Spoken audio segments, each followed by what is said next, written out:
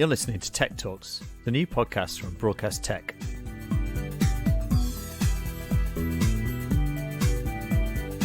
My name's Jake Bickerton, and I'm the editor of Broadcast Sport and Broadcast Tech magazines. Today I'm talking to Ben Powell-Jones, Head of Original Programming at the LADbible Group. He's talking about the content his team are creating for the social media giant and where they are finding their biggest audiences. I think the really big exciting stat for me is that of 18 to 34-year-olds in the UK with a Facebook account, 82% are subscribed to us. My career is in TV. I started in Indies and then I did a few years at the BBC, and then the bulk of my career was in Endemol Shine. What I really worked in was formatted entertainment. And that was the thing that LADbible wasn't doing. And that was what the conversation that I had was about, is how do we start doing stuff where it's not every episode is the first time. They hadn't got anyone from a background of creating, I don't want to say TV shows because that's not what we're trying to do, but I think more just standardized entertainment where people can watch one episode and then understand whether they'll like the full series. That brings us on really nicely to the stuff that you're doing on your YouTube channels, and I'm sure across your other social channels, such as The Gap, Agree to Disagree, Shocking Answers, where you've got a very obvious format that, as you say, can be done episode by episode, and people understand straight away what they're getting. Is that something that you've created? Yeah, they all come from my team. It tends to be that each person does one specific thing. I see. So one person is doing the kind of celebrity games, one person is doing The Gap, one person's doing Agree to Disagree, but we're all working together. What we're really trying to do is use data to evolve, not just series by series, but episode by episode. That's a really exciting thing to me. We can A/B test a single episode, and we can literally change the edit episode by episode. Our audience is very, very verbal. For example, with The Gap, one of the decisions we made early on is we wanted them on stools, not chairs, because chairs you sit back, stools you lean in, and we wanted it to have that kind of intimacy. Where we fell down was we sort of got the cheapest stools we could, and there was the top-rated comment on our highest performing video of The Gap. The most thumbs up goes to the comment where someone's just written, "Get these people some better chairs." Series 2, they're on nice stools. And this data, what kind of data are you capturing and are you using to make your decisions? So what the data really helps to do is you can go, okay, when did people stop watching? Or you can say, did these people get through the hook? One of the things that we can do is use the data to decide how we're measuring success metrics, because we might look at a load of views and a really high number and go, brilliant, that's a success. But then we might look at something like the David Attenborough episode of The Gap, which actually in terms of that series has one of the lowest number of views, but it's the third most engaged video on our YouTube channel. So the people who are watching it are watching the entire thing. If a video goes out and it has low views and we all agree it's not good, that's a problem. Yeah. If we agree a video is a good quality piece of content that is pushing the LADbible brand forward and it doesn't necessarily get a lot of views, but the ones that do are very engaged, I think we'd all consider that a success.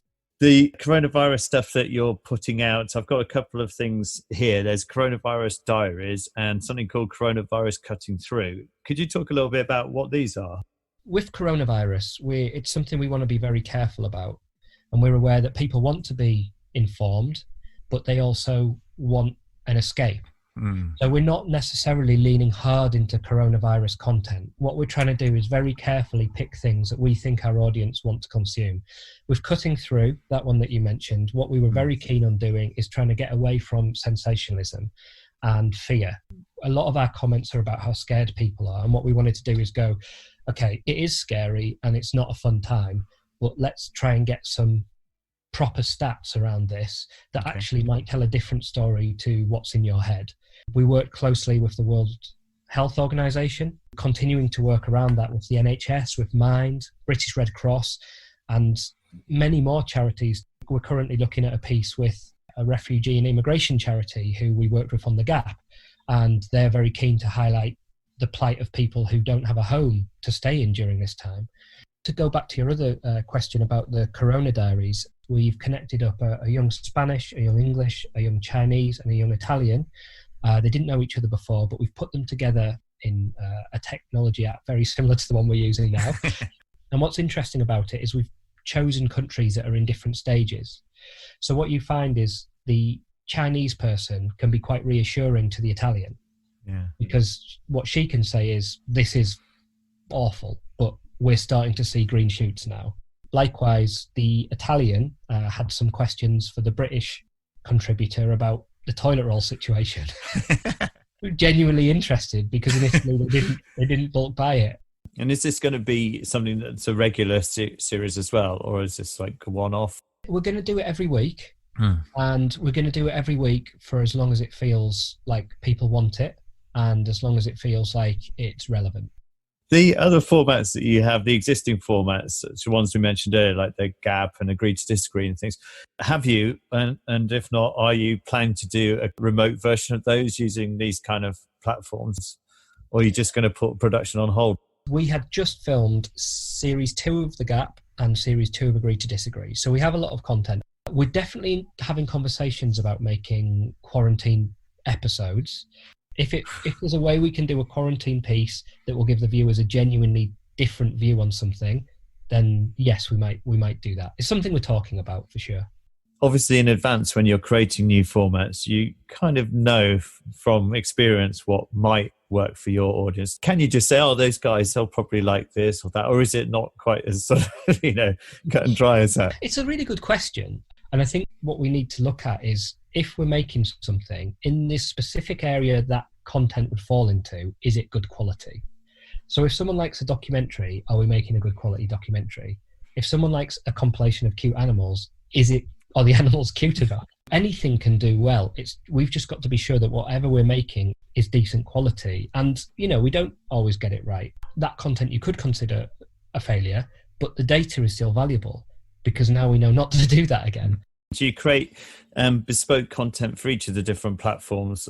If you're doing the Gap, say, is the same content pushed out across each of the different platforms, or do you vary it depending on where it's going? Every piece of content we make has 5 edits. We have the Square Facebook, me and my team do YouTube, and then we have a Twitter edit. On Facebook we put swear words in but bleep them. On Twitter we don't have any swear words at all, so we have to edit around that. We've got TikTok and Instagram, which have very, very mild variations in them, but then obviously we have to recut to a vertical. Things are starting to become clearer to us with TikTok, but it's very much the one that we are working to understand better. Few trends that you're seeing, I guess, across the different social platforms, are they changing, shifting because of what people are watching over the pandemic, or is it quite similar to before? I mean, you mentioned before about the escapism and the need to find content that's maybe a bit more lighthearted than something you'd normally watch. Yeah, it is shifting. We've seen a universal uplift in social media use. We've seen 30% more traffic to our LADbible and Tyler sites, where something like Facebook might be used on a commute. Right now, it might be used in bed before people get up. I always think when I'm making videos for it, I always think, if I'm in queue for Starbucks, can I have a meaningful interaction with that video? So if it takes 3 minutes to get going, the answer is no. Whereas when I'm just getting up out of bed, I can put on a video, and actually, if I'm enjoying it, I can give myself an extra minute to finish it off. What people are watching can vary from platform to platform, and actually, that's always the case. So as an example of our celebrity games, first impressions is our worst performing on Facebook. It always is. And our highest performing on YouTube. It always is.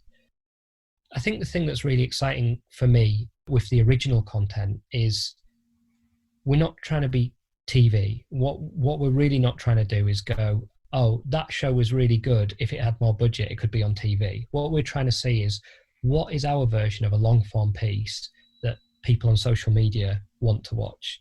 And I think we've learned a lot about that in the last year. And the way I always think of it in my head is, it's about what is the value to the viewer? Because if you and I, Jake, went to a restaurant and it was all the food was served on gold plates with gold knives and forks, but the food was terrible, we wouldn't go, oh, great, let's go back there. It's the value's in the wrong place, isn't it? I came from TV. The budgets were very, very different. When I first arrived, I was trying to think, how do we make this look really good? But actually, what I quickly realized is, really, it's not about how it looks. It's about what is the connection that a viewer has to it that keeps them watching for another 10 seconds, another 10 seconds. We shoot everything in 4K. We're making this right for us. And then if it's also right for someone else, we can scale up. We have future-proofed. And we are in lots of exciting conversations with people who have seen what we've done and are interested to say, how could we re-edit that for our platform? What kind of viewing figures are you getting with some of this original content? Well, the viewing figures that we're getting are pretty exciting, because I think what the first two series that the original series did, Agree to Disagree and The Gap, showed is we got very clear high performing and low performing episodes. And then we drilled into those episodes, and I believe we've used that effectively to come back on series 2. On YouTube alone, the war episode of The Gap has topped 15 million views now. That's really exciting for us. Likewise, the Cops vs. Robber of Agree to Disagree, that hit 1.3 million on YouTube alone. The Tyson Fury episode of The Gap that we did on mental health and depression, that did fantastically on Twitter for us. I think that hit out almost 2 million by the end. I think The Gap season 1 is up to about 40 million across platforms now. What we're looking at is, because Lad knows it can get high numbers, we're looking at what are the breakthroughs platform by platform. Where are we taking viewers to a place that they haven't really gone before on each specific platform, and how are we having those successes? They're the kind of really exciting bits for us.